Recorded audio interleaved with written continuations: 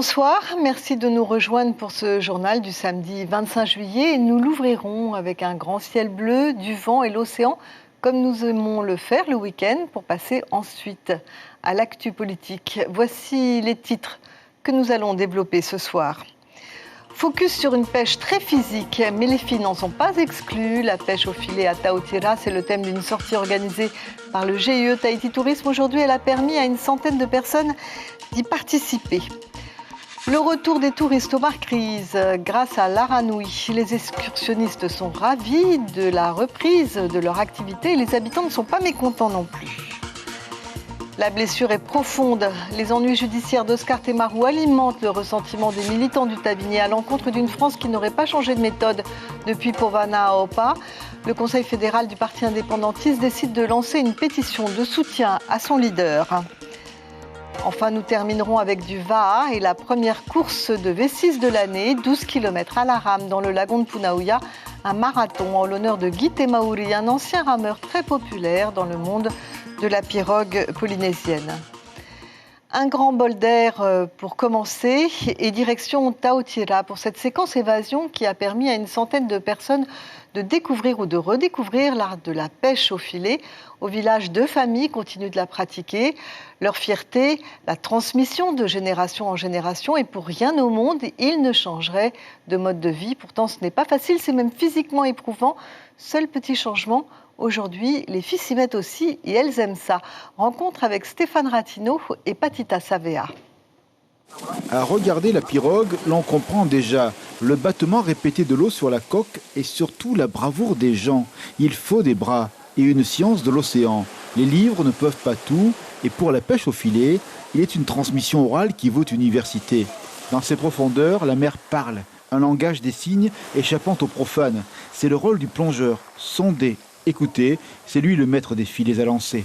Il y a un bruit spécial à entendre. Et sur le déplacement, quand il se déplace, il y a aussi un bruit ici dans l'eau. Il y a des fois, tu vois, ils se regroupent. Et tout le monde peut entendre le bruit. Quelqu'un t'a appris à percevoir le bruit. Qui t'a appris tout ça? En fait, on nous a appris.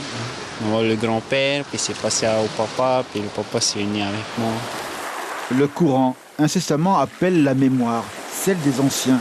Un bateau fait par les mains du papa, l'idée du temps long dont chaque samedi mesure l'étendue d'une nécessaire patience. Le même décor, presque immuable, mais désormais des jeunes gens, neveux, cousines, répètent un même rituel où le respect tient lieu de gouvernail. C'est très important vu que c'est mon père qui l'a fait et nos ancêtres ils l'avaient fait aussi, mais c'est tout pourri. Du coup, mon père il a dû refaire à nouveau pour pouvoir repêcher encore. C'est la saison de la tourée. Quand la pêche veut sourire, ce sont des centaines de paquets de poissons, au prix de longues heures de pêche, d'un travail hautement physique, 800 mètres de filet. Mais ici, l'on ne compte point les heures, et quant aux ans, ils sont juste une chaîne d'union dans le temps. Filles, garçons, tous prennent part à cet héritage. Il y a une part de liberté sensible, elle est offerte à qui viendra demain. Elle est souvent avec nous quand on vient à la pêche, c'est un peu la doyenne sur la plage. Quand on ne sait pas ce qu'on doit faire sur la plage, elle est là avec nous. Après nous, il y en a les enfants, après il y en a les petits-enfants. Il faut que ça continue. Oui. Une part de Tahiti que ce matin, une centaine de personnes ont observé. Le rythme d'un monde qui ne veut pas se laisser prendre dans les filets de miroirs virtuels. Clapotis de l'océan sur la coque, vogue la pirogue. Et nous partons aux Marquises pour un autre bol d'air. L'Aranui 5 a repris ses rotations avec des touristes à bord, des touristes locaux qui ont choisi de redécouvrir la Polynésie. L'arrivée du navire est toujours un événement dans l'archipel, surtout lorsqu'il y a à bord des croisiéristes. Une reprise qui fait le bonheur de Tahia et Guillaume. Ils proposent des excursions, mais ce ne sont pas les seuls qui sont satisfaits de ce retour à la normale. Reportage Lionel Teahamoana. 5 mois que Tahia et Guillaume attendaient l'arrivée du navire Aranui. Une très bonne nouvelle qui leur permet de reprendre leur activité d'excursion. Ce matin, avec l'arrivée des touristes, nous allons faire un trajet jusque dans la vallée de Hakuti, tout en admirant le paysage intervallé. Et puis à Hakuti, il y aura des prestations de danse et de démonstrations. Après 1 heure de route escomptée de quelques points d'arrêt, Le périple commence par la visite d'un lieu quasi unique en Polynésie. Extraordinaire, mais il faut préserver ce bloc parce que c'est unique en Polynésie, unique aux Marquises. Et c'est émouvant de trouver ces motifs fleuris, mouillés par la pluie, mouillés par je ne sais quoi. C'est superbe. À protéger définitivement, à réserver aux Marquisiens et à protéger définitivement. C'est superbe. Les visiteurs sont ensuite accueillis dans le village des artisans, au Sang des Mavets, mais aussi des prestations de danse. On y découvre aussi plusieurs ateliers de démonstration, notamment de préparation du kaku et de confection du kumuhe. Mesure barrière oblige, les dégustations ont subi quelques modifications depuis la dernière excursion au mois de mars. Habituellement, la dégustation est préparée dans des grands récipients et que chacun vienne se servir. Et pourquoi c'est dans les bobos? Parce que c'est au fait pour respecter les mesures barrières, pour que chacun vienne se servir, prendre le plateau individuellement et puisse partir déguster sans qu'ils puissent se regrouper un peu. La venue au village de touristes est surtout un vrai soulagement pour beaucoup de familles. On n'a pas de moyens pour aller sur Hakara et c'est bien que Taria elle emmène les touristes ici. Ça nous rapporte pas beaucoup, mais un plus pour de la famille. À part de la pêche, du fabou et de l'artisanat. Avec les prochaines croisières, l'économie locale de l'île pourrait connaître un bond en avant, tant pour les artisans que pour plusieurs prestataires qui vont pouvoir enfin sortir la tête de l'eau. Et à Ivaoa, hier, la communauté des communes des îles Marquises s'est réunie pour élire son nouveau président. C'est à l'unanimité que le maire de Nuku'iva a été désigné. Tous les maires sont derrière lui et le soutiennent dans ses projets.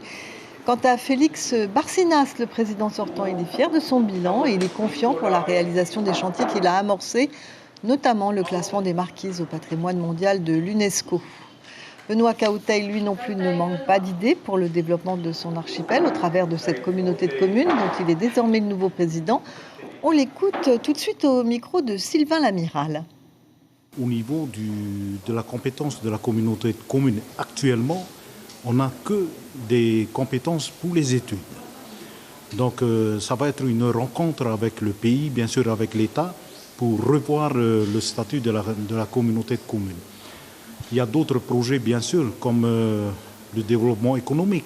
Donc c'est une compétence obligatoire que la communauté de communes a demandé.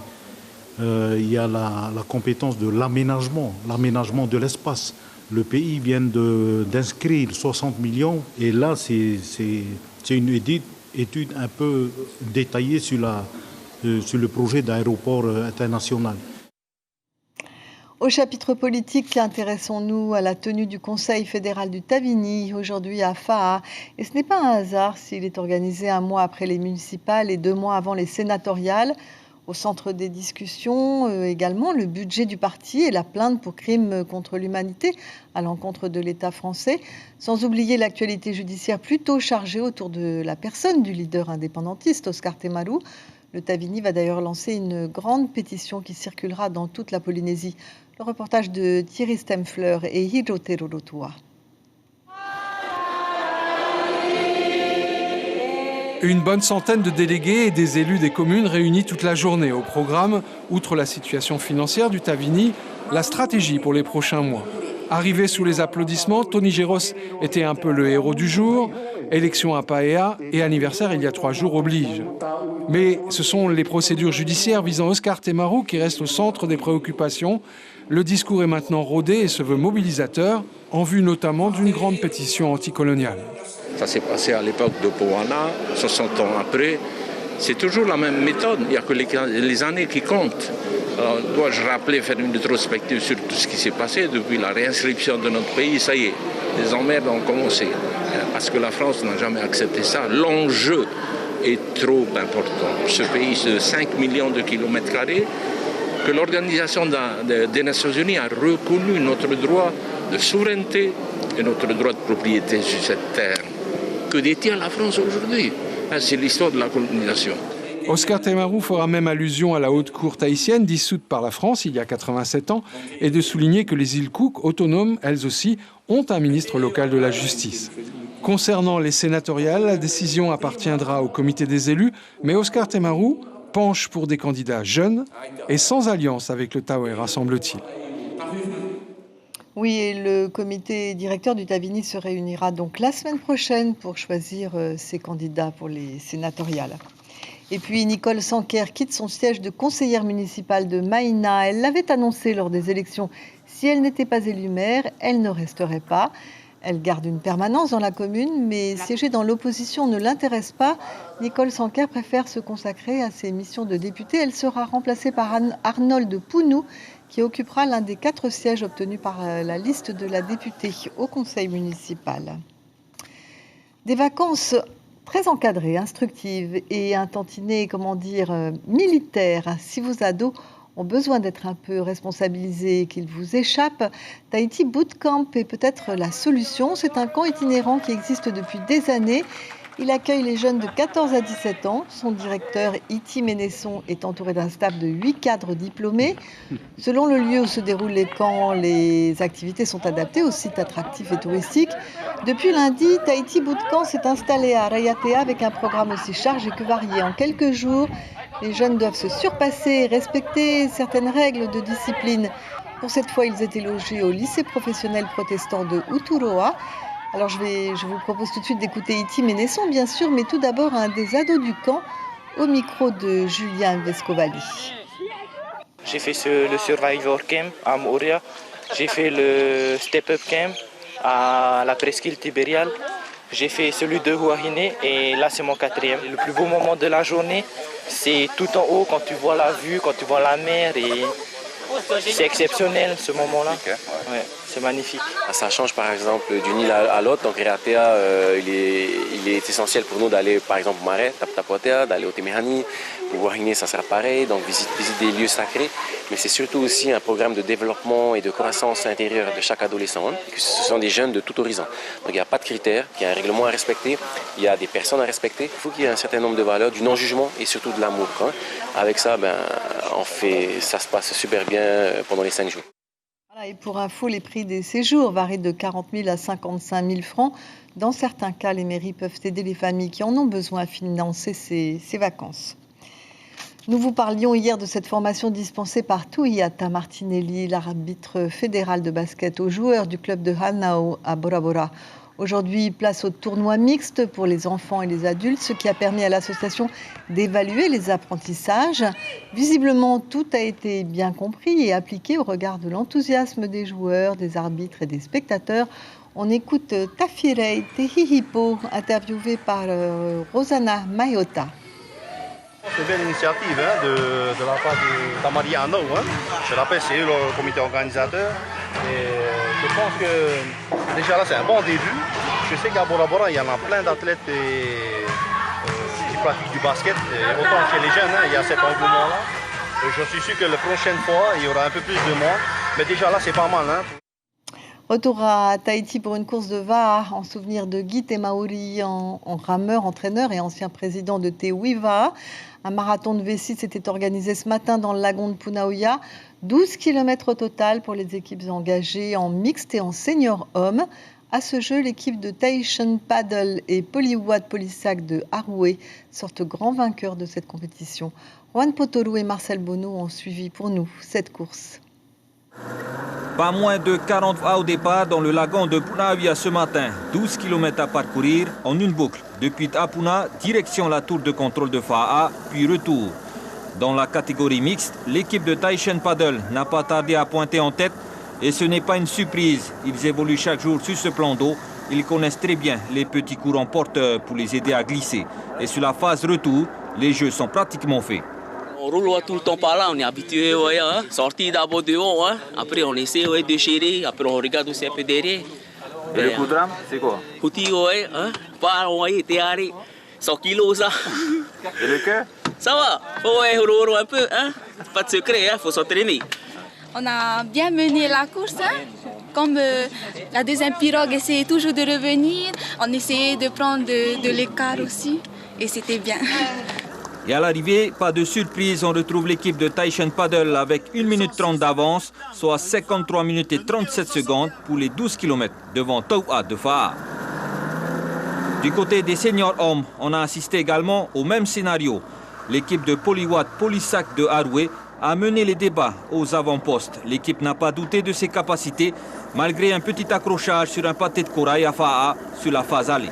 On travaille bien notre coup de rame, on est calme, c'est plutôt dans le calme qu'on essaie d'avancer. La plupart d'entre nous font du surf, alors c'est sûr on va profiter un maximum. Après, il ne fallait pas qu'on se concentre trop sur l'eau qu'on avait dans la pirogue, alors à un moment donné on s'est un peu quand même concentré, on a tombé un peu le moral et puis après on est solidaire, on repart, c'est reparti.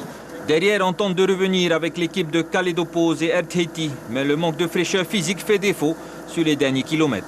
Ça allait, au retour, mais après, il manque d'entraînement aussi, quoi. On tourne 2-3 fois par semaine. Du coup, ça se traduit quoi sur le coup de rame? Ça se traduit combien? Routi, non? À l'aller, on était sur le routi, même au retour, mais vers la fin, on est obligé de monter un peu le rythme. Comme à Haroué, ils ont augmenté un peu, ils faisaient des séries, quoi. Du coup, on n'est pas resté sur le routi, quoi. On est un peu sur le P et routi. Au final, c'est l'équipe de Poliwat de Haroué qui s'impose devant Kalédopose et Air Tahiti en 49 minutes et 14 secondes. Voilà pour les infos ce soir, la principale étant politique. Le Conseil fédéral du Tavini s'est réuni aujourd'hui pour définir ses priorités à 2 mois des sénatoriales. Quant au problème judiciaire d'Oscar Temaru, ils feront l'objet d'une pétition qui circulera bientôt dans toute la Polynésie. Ce journal est terminé. Demain matin, Gilles Taotou et David Chang vous présenteront les éditions radio du matin et du midi. Le soir, nous vous retrouverons, Thomas et moi, pour le VA et le JT. Et dans quelques instants, place à notre programme avec tout d'abord une rétro du EIVA avant un film intitulé Meurtre à Aix-en-Provence. Voilà, très bonne soirée à tous. À demain.